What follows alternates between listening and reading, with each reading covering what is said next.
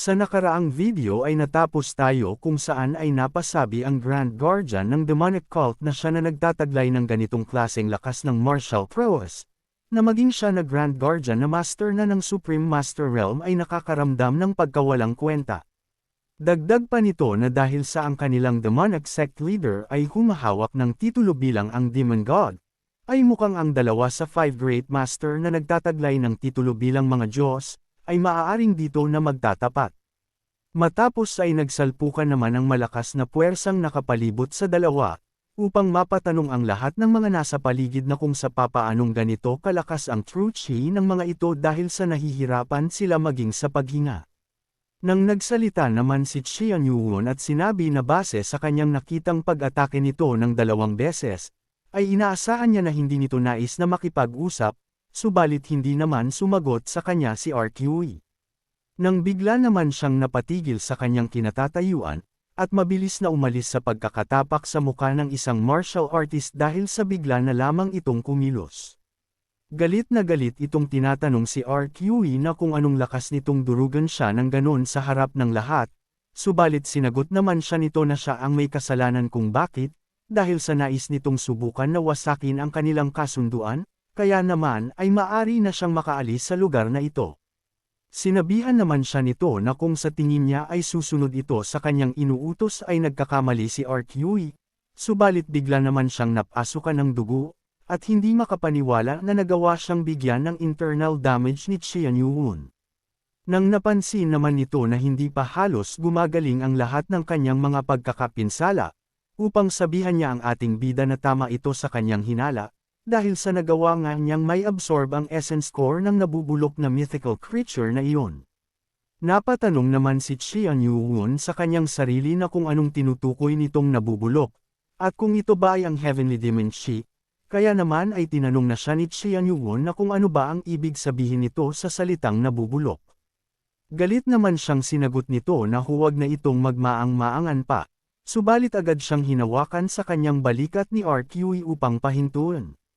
Dahil doon ay galit siyang lumingon dito at napasabi na kung hindi niya aalisin ang kamay nito sa kanyang balikat, ay dudurugin niya ang kamay nito. Sumagot naman ito na kung hindi niya ikakalma ang kanyang sarili ngayon, ay maaari nitong masira ang sinumpaan nila, kaya naman ay tinanong niya siya na kung wala lamang ba ang bagay na iyon para dito, upang mapatahimik naman siya. Kaya naman ay nang matapos na ialis ang kamay nito sa kanyang balikat, ay sinabihan niya si RQE na sinusumpa nito na papastlangan niya siya sa araw na iyon.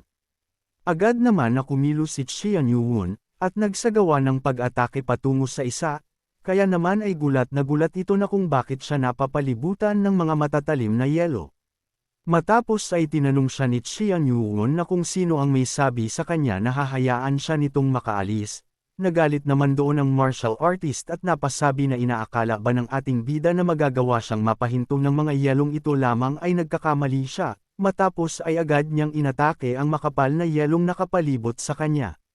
Subalit nang magawa niya iyon ay nagtataka siya dahil sa bakit bigla na lamang tumalbog ang kanyang pag-atake dito, kaya naman ay sa galit niya, ay pinaulanan niya ito ng napakadaming mga pag-atake gamit ang kanyang blade. Nang matapos ay nagtataka siya na kung bakit napakatigas ng yelong ito, at ibang-iba ang isang ito kumpara sa kanina. Alam niya na ang bastardong ito ay nagawang may absorb ang essence core ng mythical beast, subalit ang gawin ito ay napapatanong siya na kung tao pa ba siya.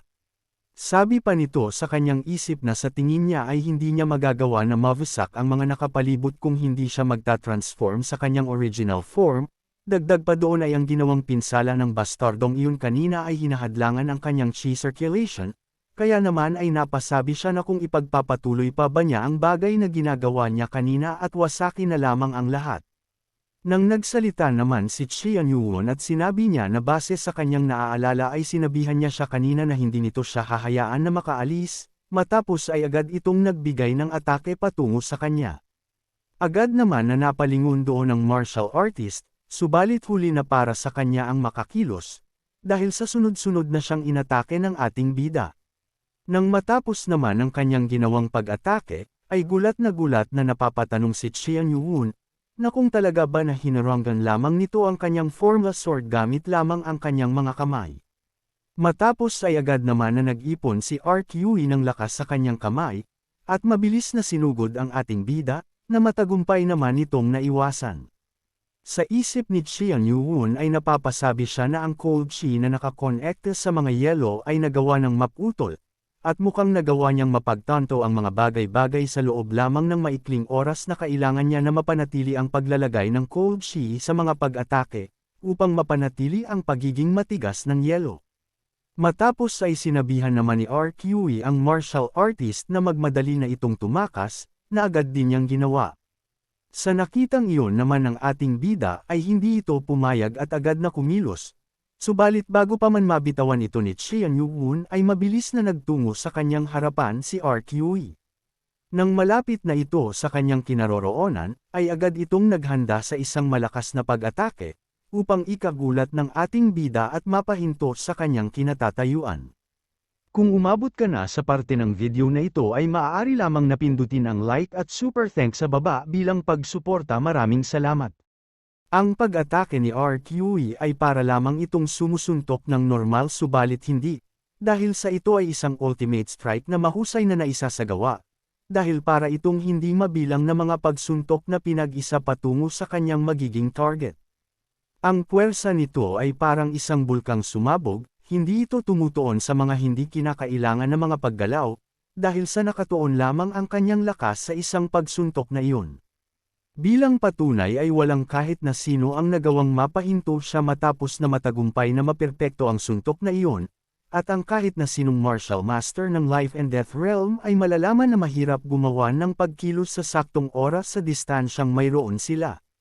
Subalit mabilis na sumugod din dito si Qian Yuwon, at agad na naghanda ng kanyang gagawing atake, upang mapatanong si RQE na kung talaga ba nagagamit ito ng kanyang formula sword bilang pangsagot sa kanyang malakas na suntok, matapos ay agad naman na nagtama ang malakas na atake ng dalawa. Sa lakas ng puwersang pinakawala ng dalawa sa kanilang mga pag-atake, ay hindi naman naiwasan ng martial master na mapalingon sa kinaroroonan ng dalawa, at hindi makapaniwala sa nangyayari sa lugar na iyon. Labis naman na nabahala ang mga kasamahan ng ating bida sa demonic cult, ganun na din ang kanyang lolo, dahil sa lakas nito ay halos tanggayan na silang lahat gawa ng malakas na impact ng pagsasalpukan nilang dalawa. Makalipas naman ang ilang sandali matapos ng malakas na pagsabog, ay napapatanong ang lahat na anong klase naman ang nangyari kanina dahil sa napakalakas ng shockwave na tumama sa kanila. Nang makita naman nila ang anino ni RQE sa makapal na alikabok sa di kalayuan, ay nababahala sila na kung talaga ba na nagawang matalo ng kanilang Demon Lord. Subalit sabi ng kasama nito na tumingin ito sa kabilang banda, dahil sa parehas pa ding nakatayo ang mga ito at hindi man lamang nasama sa pagkawasak ang lupang kanilang kinatatayuan.